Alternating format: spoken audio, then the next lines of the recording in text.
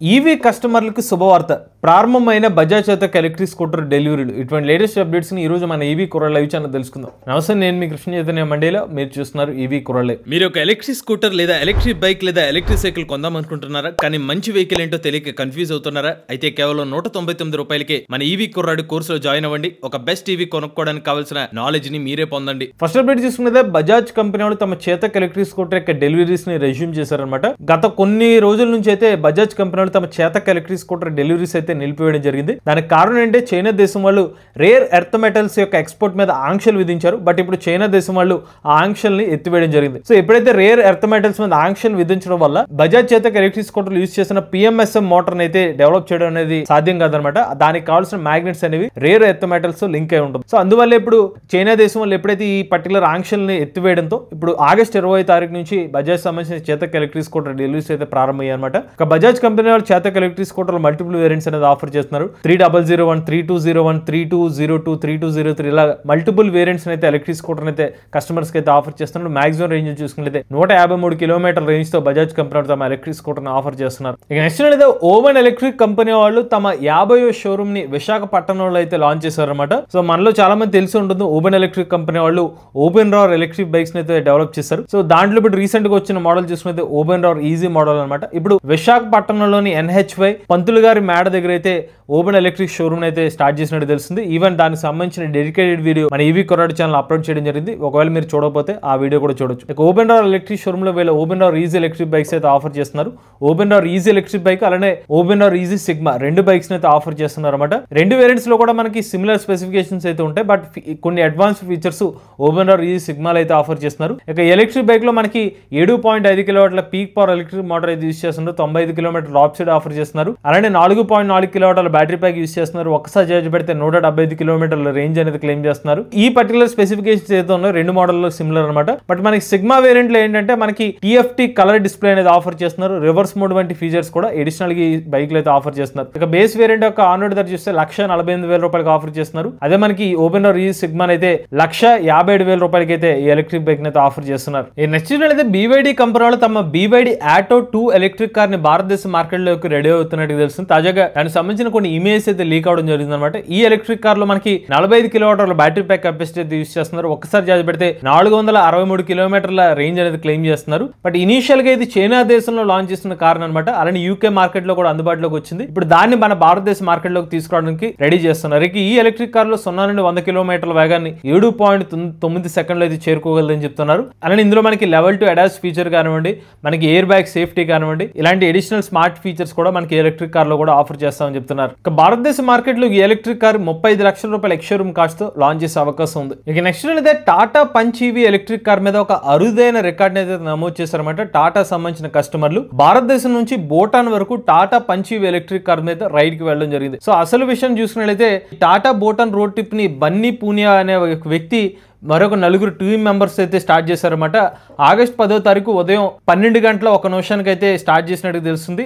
అలానే ఈ particular initiative వచ్చి టాటా ఈవీ షోరూమ్ గుర్గాం నుంచి అయితే స్టార్ట్ చేశారు. అలానే దీని ఎండ్ చూసినట్లయితే తీయంపు భూటాన్ క్యాపిటల్ దగ్గర అయితే ఆపారన్నమాట. ఆగస్ట్ 12వ తారీఖు 2020 సంవత్సరం 12 గంటల 17 నిమిషాలు రాత్రి 12 గంటల అదే టైంకి డిస్టెన్స్ చూసినట్లయితే 1,809.5 కిలోమీటర్ల వరకు ట్రావెల్ చేసినట్టు తెలుస్తుంది. ఇక నెక్స్ట్ చూసినట్లయితే మహారాష్ట్రలోని ప్రజలకి ఆ ప్రభుత్వం సంచలన విషయం అయితే చెప్పడం జరిగింది. మహారాష్ట్రలో ఎవరైతే ఎలక్ట్రిక్ కార్లను కొనుగోలు చేసినా, లేకపోతే ఈవీ బస్సులు నడుపుతున్నా, లేకపోతే ఈవీ ట్రక్కులు నడుపుతున్నా, వాళ్ళు 3 హైవేస్ మీద అయితే కనుక ఎటువంటి టోల్ ఫీజు కట్టాల్సిన అవసరం లేకుండా అయితే సంచలన జీవో అయితే పాస్ చేయడం జరిగింది అనమాట. ఈ పర్టికులర్ ప్లేస్ చూసుకుంటే అటల్ సేతు అనే ఒక ప్రాంతంలో సమృద్ధి మహామార్గ్ అలానే ముంబై పూణే ఎక్స్ప్రెస్ వే మొత్తం ఈ 3 మార్గాల్లో అయితే కనుక ఈవీ కస్టమర్లు ఎవరైతే కార్ యూజర్స్ కానివ్వండి, లేకపోతే మనకి బస్సెస్ కానివ్వండి, ట్రక్స్ యూజ్ చేసిన ఎవరికి కూడా టోల్ చార్జెస్ అయితే కట్టాల్సిన అవసరం లేదని చెప్పి ఆ ప్రభుత్వం అయితే నిర్ణయం తీసుకుంటే తెలుస్తుంది. ఒక మంచి ఇనిషియేటివ్ అని చెప్పుకోవచ్చు. ముఖ్యంగా ఈ హైవేస్ మీద ఎక్కువగా 4 వీలర్స్ యూజ్ చేస్తూ ఉంటారు కాబట్టి ఈ 4 వీలర్స్ కూడా ఇక మీదట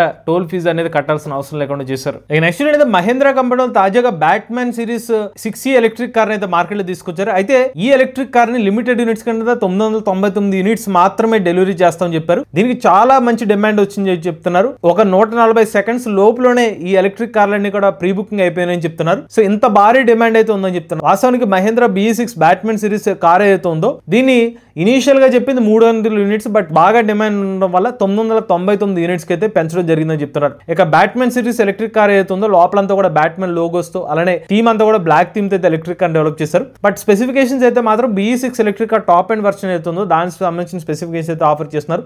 ఒక్కసారి ఛార్జ్ చేస్తే 682 కిలోమీటర్ల రేంజ్ అనేది ఎలక్ట్రిక్ కార్లు అయితే ఆఫర్ చేస్తున్నారు. దీని ఎక్స్షోరూమ్ కాస్ట్ సుమారుగా 20 లక్షల పైగా అయితే ఎక్స్షోరూమ్ కాస్ట్ అయితే ఎలక్ట్రిక్ కార్ ఆఫర్ చేస్తున్నారు. ఇక నెక్స్ట్ అయితే ఓలా ఎలక్ట్రిక్ కంపెనీ వాళ్ళు IPOకి వెళ్ళిన తర్వాత ఒక ఫస్ట్ యాన్యువల్ మీటింగ్ అయితే పెట్టుకున్నారు అనమాట. ఈ యాన్యువల్ మీటింగ్ పెట్టుకున్న తర్వాత కొన్ని నిర్ణయాలు అయితే తీసుకున్నారు. వీళ్ళు IPOలో రేస్ చేసిన అమౌంట్ ఏదైతే 5,500 కోట్ల రూపాయలు ఏదైతే ఉందో దాన్ని ఎలా స్పెండ్ చేయాలనేది కొత్తగా కొన్ని నిర్ణయాలు తీసుకున్నారు. ఒకసారి వాళ్ళు తీసుకున్న నిర్ణయం ఏంటో చూద్దాం. 1,049 కోట్ల రూపాయలు రీసెర్చ్ మరియు డెవలప్మెంట్ కోసం, 901 కోట్ల రూపాయలని బిజినెస్ గ్రోత్ కోసం, 395 కోట్ల రూపాయలని లోన్స్ ని కట్టడం కోసం, 248 కోట్ల రూపాయలని కార్పొరేట్ నీడ్స్ కోసం ఉపయోగించాలని చెప్పి వీళ్ళు నిర్ణయం తీసుకున్నారు. అలానే ఇందులో కొంత డబ్బుని కూడా ఓలా సంబంధించిన సెల్ మ్యానుఫ్యాక్చరింగ్ యూనిట్ దానికి సంబంధించిన అప్కమింగ్ రీసెర్చ్ కోసం యూజ్ చేయాలని చెప్పి ఎవరైతే మెంబర్స్ ఉన్నారో వీళ్ళందరూ కూడా అగ్రీ చేస్తున్నట్టు తెలుస్తుంది. మొత్తం 99% మంది దీనికి అగ్రీ చేశారు. ఇక నెక్స్ట్ అయితే లగ్జరీ కార్ మేకర్ అయిన BMW కంపెనీ వాళ్ళు ఒక అరుదైన మైల్ రాయికి చేరుకున్నామని చెప్తున్నారు. భారతదేశంలో 5,000 పైగా ఎలక్ట్రిక్ కార్స్ అయితే వీళ్ళు